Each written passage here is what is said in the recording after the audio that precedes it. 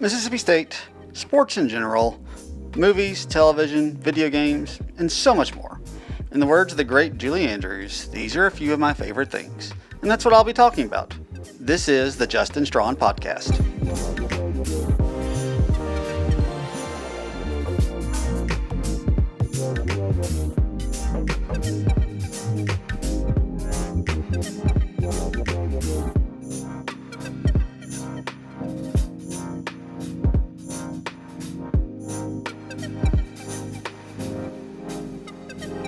Welcome back to the Justin Strawn Podcast. I am returning to an older podcast that I did and started back probably about halfway through the Mississippi State season.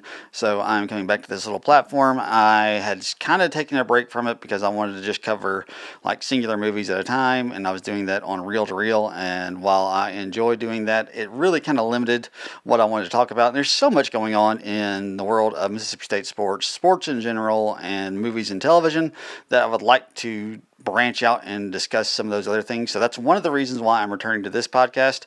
I was doing it twice a week when I first launched it. I will try to continue to do it twice a week. I don't know if that's going to be the case or not, but I am going to make that attempt. So anyway, I appreciate everybody who has stuck around, who hasn't deleted this podcast off of their podcast players. Just as a word to the wise, I'm still going to be posting it to Spotify, Apple Podcasts, all of those places.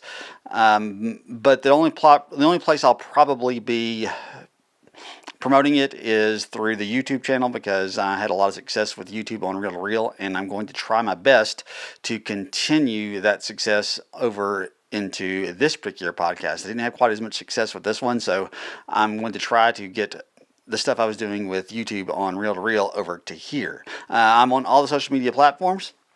I'm on TikTok, I'm on Twitter, I'm on Facebook and Instagram. Had a ton of success with Reel to Reel on Facebook and Instagram. Again, I'm going to do my best to try to get some of those clips and things onto there and use the same strategies with Reel to Reel here, so I can maybe possibly grow the podcast just a little bit more. So anyway, so why am I back over here on the Justin Strawn podcast platform? It boils down to a couple of things. The reason why I left, honestly, was because, let's be honest, talking about Mississippi State sports last year was kind of depressing, and I kind of abandoned it right when it became obvious that the Mississippi State baseball team wasn't going to be as good as we had hoped they would be. They were a good team last year, but they weren't as good as we thought they would be. They were a top 5 team, pretty much consensus coming into the preseason, and ended up basically being a top 20 team, a good team, but not a great team, and a team that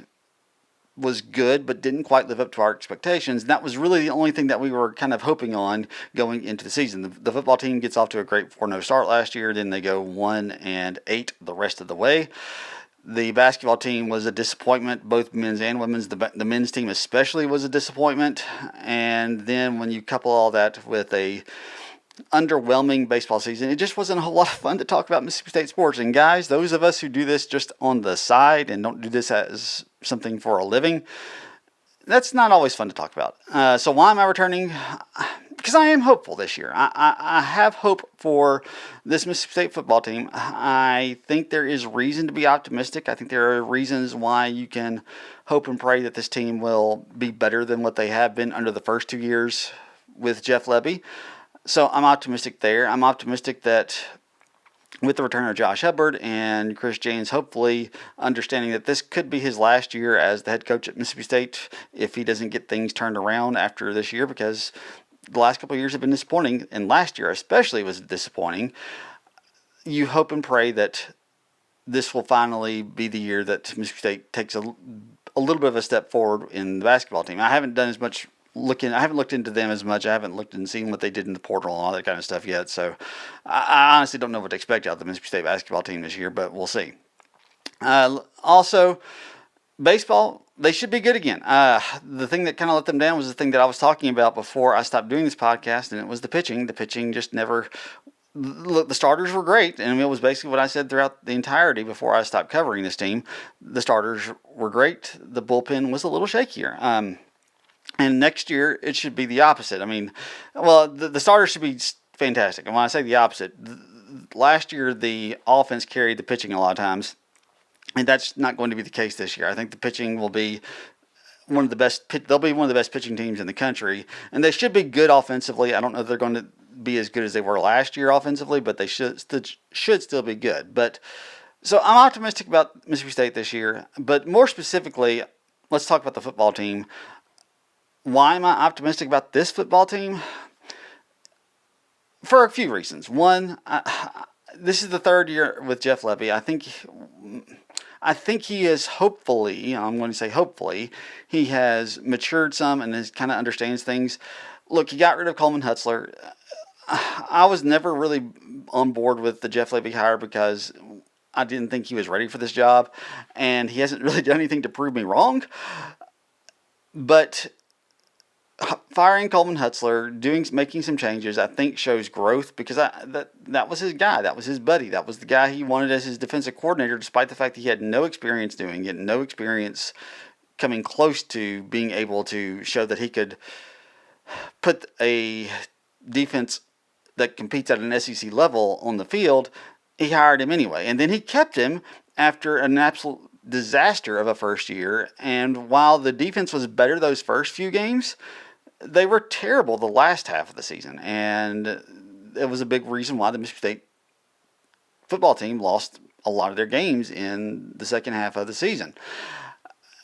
So, like I said, getting rid of him and adding our former head coach and Zach Arnett, getting him back as a defensive coordinator, it gives me room for optimism. It's the reason why I think this team is going to be better, because I think the defense will just be better as a result of having a decent defensive coordinator on the field. I don't know how good this defense can be, but I think at least top 75 in the country is a realistic expectation. You say top 75 that's not that great. But it's a lot better than where they were under Coleman Hutzler. They were like 120th in the country. So just making that bit of an improvement, I think, could result in a few additional wins this year. You also have the fact that, look, the team was close last year. They were very, very close to having 3 additional wins on the board. 2 of those, you probably should say that they should have won. They should have beaten Florida. They were driving, they were within field goal range, and the stupid play call and a really bad pass ends up in an INT, and you don't kick a field goal to win the game against Florida. And then you just completely blow a 17-point lead in the fourth quarter against Texas. Those are 2 games you should have won. The Tennessee game, I'm not going to say you should have won, but you very easily could have won. They led throughout most of that game, and they just couldn't hold the lead, and then they just fall apart there in overtime. So there's 3 more wins. I mean, if you win those 3 additional games, then you're talking about a very different season for Mississippi State. You're talking about an 8-4 team going to a very different bowl if you win those games. So, like I said, I think there are reasons for optimism because this team was close on a number of occasions last year and with an improved defense. But most importantly, the reason why I am more excited is because Kamario Taylor is an electric playmaker. He is dynamic on the field, and this offense is being turned over to him. And from everything I've heard, the offensive line is better. I don't know how much better, but they're better. And with an improved offensive line, I really do believe that this team can make a step forward offensively. And Kamario he's just a unique talent, and there's a reason why he got so much publicity in the offseason about his playmaking ability, about his ability to throw the football, and just the raw potential tools that he has. There's lots of reason to be excited about this guy, and I'm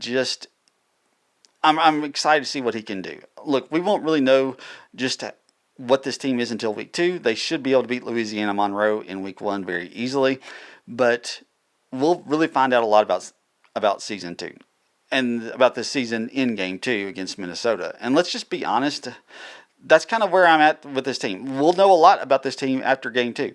Once they go up to Minnesota, a team that is a good, not great, Big Ten team, a team that is very much on par with what Mississippi State normally is, that's a game you can win. It's not a game necessarily that you should win, but it's a game you can win. And that game will tell us a lot. Let's look back at what happened in 2024 in Jeff Lebby's first year. Mississippi State, they win their first game pretty easily against an FCS opponent.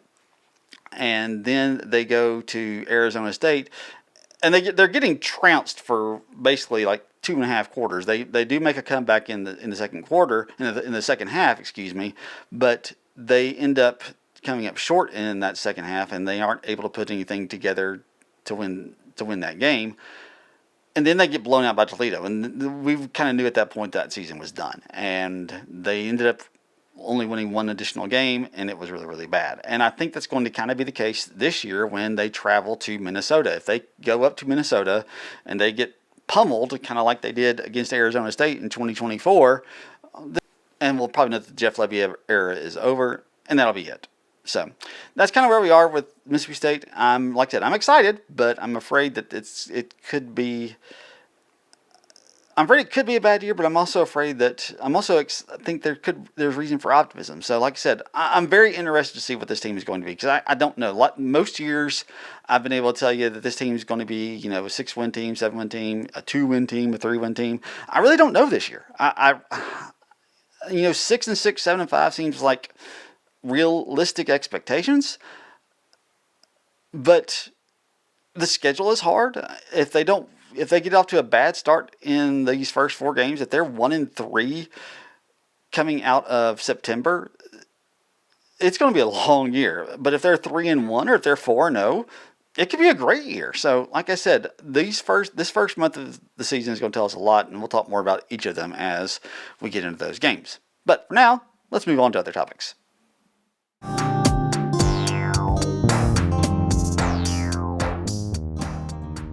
All right, so recently there have been a lot of movement in the world of the law world, and basically in how it impacts the college sports world. There was originally a ruling that was passed that said any 2022 athlete was supposed to be given a 5th year of eligibility, which caused a ton of developments. And then you had a temporary restraining order that basically said only people who had local, or I can't remember exactly what the ruling was, but basically if you had a separate individual decision, you could play if you had and get an extra year of eligibility. And the reason why I'm asking all this is because when this took place and when this happened, you had a ton of news about players who were in NFL training camps and on NFL teams rosters who were coming back to college so that they could get another year playing with NIL. And one of the biggest ones that made the most waves was LSU, because they had a couple of players from NFL teams that were coming back to join them that actually were transfer portals after the fact. So that was one of the reasons why this was taking place. And I'm asking all this because, look, the SEC and the Big Ten have made a rule where if you are if you basically saying that the previous rules of if you sign with an NFL team, if you don't properly exit the NFL draft like you're supposed to, then you're not going to play. So that's kind of taking some of this and making some of this point moot. But I think it's still a valid question because, people ask, are college sports doomed? The way that we know it, are college sports doomed? And I'll just go ahead and tell you this much. Yes, they are. The way that what we know and what we have always thought of as college sports, those days are done. And it's one of the reasons why it's harder to follow college sports. It's one of the reasons why I don't spend quite as much time talking and blogging about Mississippi State, is because it's really difficult to know who is on this team. If you don't follow them, if you don't follow every single move that is made, you don't know. Most years, I can tell you, most years prior to like 2020, I could have told you who the starting lineup was, who the starting offensive line was, who the starting defensive line was, who the linebackers were, and for the most part, I still can't. But when it comes to like the offensive line, I don't know all the offensive linemen. I just know that they're not good anymore, and maybe they're better this year. I still know some of the stars. I know who those guys are. I know the main skills set guys. I know those players. But because there is so much movement, because there is so much team swapping nowadays, I don't know who all is going to be on this team. I just kind of learn it as we go throughout the year. And it will be that way with basketball. It'll be that way with baseball. And college sports, look, they're not what they once were. They're not. And I do hate that part of it. I truly do. I hate the fact that I can't really look at the team from last year and tell you just how good or how good they won't be based off of that roster, because how many of those guys are coming back? I'm not 100% positive. But I will also say this. It's what needed to happen, because it's not really fair for college players to not get any money that comes into the schools and not be able to profit off of that. It's just not fair. And both things can be true. Yes, NIL, transfer portal, has made college sports worse. But it's also true that players deserve to get a piece of that income, because they are the main reason why that income is being generated. And look, I don't know what the solution is. The solution is collective bargaining. That's just really what it is. But will we ever get that? I don't know, because then if you get collective bargaining, schools have to admit that they're not students and that they have employees on their field. And like I said, I don't know the solution to this. The solution is something that the schools will never ever want to do, and basically admit that they need collective bargaining. So I don't know if that's ever going to happen. And it's just a tough place to be if you're a college football fan or a college sports fan of any kind, because it's hard to keep up with the players. And if you're a team like Mississippi State, and I don't agree with this, because every time we have a player who does anything really well, we're like, oh, well, we're just going to lose him at the end of the year. Look, we didn't lose Kamario Taylor. He's still there. We've got players still on our roster that are good players, and they didn't opt to leave and look out for greener pastures. Some do. Yeah, that happens. There's no question about that. Some will do that, but not all of them will. I mean, Josh Hubbard could have left every single year if he wanted to try to find a better place to play and possibly make more money. He didn't do it. So it's not always going to happen, but it will happen sometimes. And you just kind of have to hope and pray that they can figure this issue out. But you know what? I don't have a whole lot of confidence that they will. It makes it hard to be a fan of college sports. It really does. But I hope and pray that they'll get this figured out, and maybe we'll figure out some way to do some collective bargaining, and make some rules around things, and maybe get some of the chaos that happens at the end of every season, get it under control, and be better off in the long run, because that's the only way this is going to get better, and it's the only way that I think that we can kind of really get a reconnect to our favorite teams. And that's an important part of this, because the reason why so many of us are fans of college sports, and the reason why we are fans of the teams that we are, is because we have personal connections to these schools. I'm a Mississippi State grad. I graduated in December of 2001. I have vivid memories and vivid recollections of my time there at Mississippi State, and why that is important to me. So, and that's the connection that so many of us have to the schools and the teams that we root for. Is there's something. It's not just it's a team that plays in our city.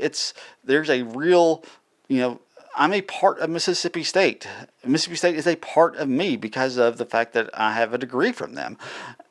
And that makes college just a little bit different. So, like I said, I hope they get it straightened out. I hope they get these things resolved.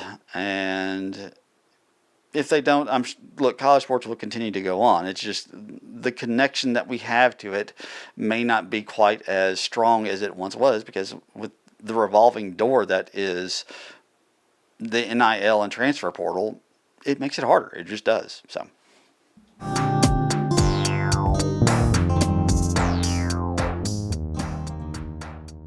Let's get back into the entertainment world. I want to go ahead and talk about a movie that's basically a month old at this point, but that's Spider-Man Brand New Day. I never got a chance to talk about it on Reel to Reel, because I had some things come up and never got a chance to record about it over there, but I want to talk about it here. Look, it's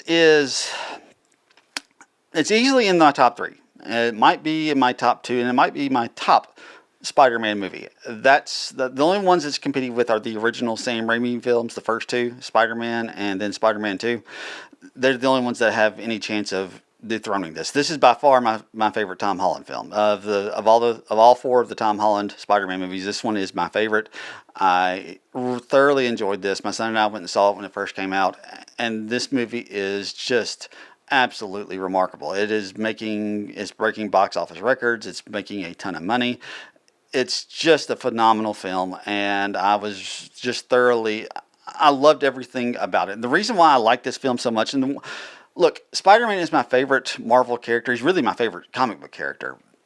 And the previous Spider-Man films have not even broken into my top 10 of MCU movies.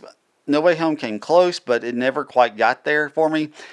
This one just definitely is. It's one of my favorite MCU films. I don't know exactly where. I haven't placed it just anywhere at this point, but the reason why I haven't just really connected with the Spider-Man films is the reason why a lot of people haven't, is because we really never got a true Spider-Man story in those first three films. It wasn't the Spider-Man, it wasn't the Peter Parker that most of us were aware of or had grown up with. A guy who was struggling just to kind of get by, who was very much on his own, who understood just how crucial it was to keep his identity secret, all this type of stuff. And that's the reason why, as much as I thought Tom Holland was really good as Peter Parker, and why I thought he really did a great job of playing that character, I just never really thought that those stories were what I wanted out of a Spider-Man story. And this one got it back to that level. This is Peter Parker struggling to make it day to day. He has no one out there helping him. He has no one out there supporting him. It's just him. Everybody has forgotten who he is based off of No Way Home, and he doesn't have any way to get that support from people. And in this film, we get back to that. Like, we get a true Peter Parker story, and that's why this film works just so incredibly well. That's the main reason why. Look, it helps that Sadie Sink is just absolutely incredible as Jean Grey. I'm not really sure I like as dark as they go with Jean Grey. I don't mind them going dark with her, but they went a little, they did go a little far dark with her killing quite a few people. But I thought she was just absolutely incredible as Jean Grey. I think she's going to be phenomenal going forward into the X-Men films. Really looking forward to that. But she's just great. Tom Holland is spectacular. The Punisher, a hero, a Marvel hero I do not like. I'll be real honest with you. I've never enjoyed the Punisher. I just don't resonate with that story any. John Bernthal was fantastic as the Punisher in this film. It's just a great film. I mean, there's so much to enjoy about this version of the Spider-Man franchise, and I'm really looking forward to seeing what they do with the character going forward. And we probably have 2 more films with Tom Holland as Peter Parker before he either turns it over to somebody else, or they introduce Miles Morales as the permanent MCU Spider-Man. But I'm really looking forward to what they do with this character in Tom Holland's reigning time as Spider-Man going forward, because this was just absolutely phenomenal. Like I said, I thought it was great. The MCU has gotten banged on so much here recently, and I think their last 3 entries have just been absolutely great. Talking about Thunderbolts, the Fantastic Four, and now Spider-Man Brand New Day. They've been wonderful films, and look, the previous 2, Fantastic Four and Thunderbolts, were not as commercially successful as I know that they wanted to be. Definitely Thunderbolts. Fantastic Four was a little bit better off, but like I said, I'm just really excited about what they've done here, and I'm hoping that they can continue to build on this momentum, let Tom Holland continue to cook, and let Sadie Sink continue to do what she did in this film as well, because when I was watching the Stranger Things television show, you start to look at those kids and you start to say, who could be the breakout stars? And a lot of people obviously thought that Wolf Flinhard, or Flynn Wolfhard, I can't remember how to get the kid's name. They thought he would probably be the most likely to, because he was kind of the lead in that first season.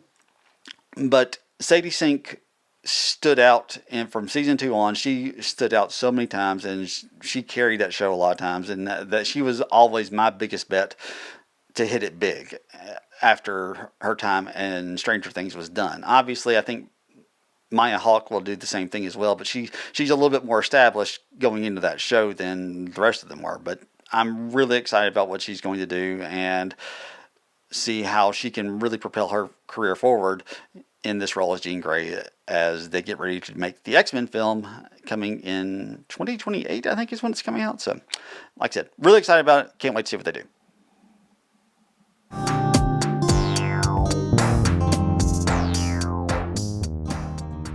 want to spend a ton of time on this. I do want to spend a little bit on House of the Dragon Season 3 that wrapped up a couple weeks ago, because I really enjoyed this season. The first two seasons I thought were good, but I don't think they really lived up to what Game of Thrones was, especially in those first like 4 or 5 seasons of Game of Thrones, maybe the first 6. And that was always, the concern coming into this. Are people still going to want this show? And I don't know that. I think most people, it had great viewership numbers, and it did really well, but I'm not really sure that it quite resonated with people as much as they wanted it to. This season, I think they really did. I think this season got back to what made Game of Thrones one of the best shows on television when it was airing. And I think this season really did. It's, Rhaenyra and Alicent are the heart of that story, but you really got some great performances by Ormond. He was fantastic. And honestly, the thing that excites me the most is Benjamin. Oh, I can't remember the kid's name. The kid who played Darren. Like I said, I can't remember his name, but he's going to be playing Link in next year's, in 2027's Legend of Zelda movie. And as a guy who has played almost all of the Legend of Zelda games, the Zelda games are my favorite. I'm really excited because he was fantastic as Darren. He was one of the best parts of Season 3, and he's going to be playing the part of Link in next year's movie. So I'm really excited about that. He's got me really excited about what's the potential of what that film could be. If he can kind of carry what he did in House of the Dragon Season 3 over to the Legend of Zelda film, that should just be an absolutely phenomenal film. So there's a lot of reasons for me to be excited about that. But there was so many just great performances. Aegon was fantastic. He was just absolutely amazing. Matt Smith as Daemon Targaryen is fantastic as always. But obviously, like I said, Alicent and Rhaenyra are the reasons why this show, when they are together, when they're working together, this show just really takes off and finds their level. Emma Darcy just owns the screen whenever she is on. Well, actually, I got to refer to her as they. Whenever they are on the screen as Rhaenyra, and it's just a fantastic performance. I love what they did with this season. I think they set themselves up for a phenomenal finale season coming up in probably a couple of years. But like I said, I want to just talk about it a little bit. I didn't want to spend a lot of time on it because it's 2 weeks old and a lot of people have kind of moved on.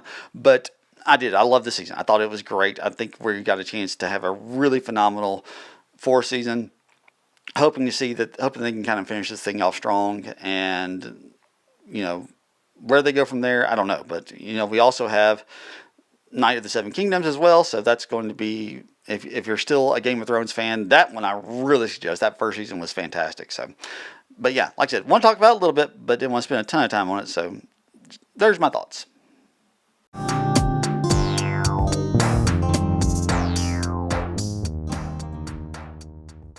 Thing I want to talk about, that is the first 2 episodes of Lanterns. This is the newest show on Sunday nights on HBO. And I'll be real honest, again, this is something I've loved. I thought these first 2 episodes were spectacular. Kyle Chandler as the choice of Hal Jordan, I was very curious about that when they first announced it. But what they have done with him by making him an older Hal Jordan and making him a more cynical, a more jaded Hal Jordan, I think has worked just fantastic in these first 2 episodes, and I'm very interested to see where they go from it. And there will be spoilers for this, so if you haven't seen the first 2 episodes, you might want to stop watching here. But I think he's just fantastic. The fact that that they apparently kill him off at the end of the first episode, I think is a really fascinating decision, because because Hal Jordan is what most people think of when they think of Green Lantern, at least. Well, I'll say this. It's what most people who are like my age will think of when they think of the Green Lantern. Now, if you're probably, 10, 15 years younger, you might have watched the cartoon that they used, and they had John Stewart as the primary Green Lantern. If that's the case, then you might be more familiar with John Stewart as the Green Lantern. But like I said, most people my age, when they think Green Lantern, they think Hal Jordan. And to kill him, apparently, I'll say apparently, because who knows where they will go with that story. But to kill him off at the very end of that first episode in the 2026 timeline, it's an interesting choice, because like I said, that will anger some people. Look, there are some people who don't like this show, and I get it because they haven't gotten really deep into the lanterning of the whole lantern part of it. They haven't used the rings to create a lot of constructs and all that kind of stuff. And so I get it. If you're not connecting with it because it's not quite as comic booky as you would like it to be, I can get that. But I think they will get there. I think they realized that this was going to be a Sunday night HBO show, and they didn't want to alienate the people who weren't comic book fans, the people who weren't as familiar with the comic book source material. I think they wanted to, give those people some room to kind of get into this show and to enjoy it as well, and they'll start introducing more comic booky stuff later on as we get into this thing. I think that's going to end up being the case. I can't say that for certain, but I really do feel pretty confident about that. But the show has two guys in the lead who are just really good together, really good on their own, with Aaron Pierre and Kyle Chandler. They have great chemistry. They are just electric whenever the two of them are on screen together, interacting with one another. We've got a great little mystery storyline with the whole Manhunter storyline and who is the Manhunter. That much I don't really care about that much. I think it's interesting, but just watching those two guys work together, the dynamic they have, the buddy cop, good cop, bad cop. I'm not really sure which of those tropes it would be. Maybe a little bit of both, but they have something that works really well with those two gentlemen on the screen, and I just think it's just an absolutely phenomenal series so far. Look, we got 6 more episodes, and it could go downhill. So but these first 2 episodes I think have just been great, and they're hinting at some interesting things. Look, if you don't know the story behind Jon Stewart, I don't know a ton about Jon Stewart because, like I said, I didn't. The guy who I grew up with as Green Lantern was Hal Jordan, and I didn't watch that cartoon. I do know a little bit about him. And if they're setting up what I think they're setting up, and I'm not going to spoil it here, because if you're not familiar with Jon Stewart, then I don't want to spoil that. But that's going to be a very interesting thing that they explore in a potential road that they go down. So, like I said, I'm very interested where they go with it, and I want to talk about that, but I want to wait until they give more in the show about what they could potentially be doing with the character of Jon Stewart, because he's one of the more fascinating Green Lanterns because of just the way that he operates versus all the other Green Lanterns. I'll be very interested to see if they pull other lanterns into this. There's lots of different lanterns out there. There's a pink lantern. There's orange lanterns. I think it's orange. There's one orange lantern, excuse me. There is black lanterns. There's white lanterns. There's blue lanterns. Like I said, I'll be very interested if they pull some of those other colors into this show. I don't think they'll pull it into this show, but if they eventually use them later on down the road, that's something that would be fun and a lot of things that they could do with those different lanterns that are out there if they want to pull them into the show. I know a lot of people have bumped up against, like I said, the comic book part of this.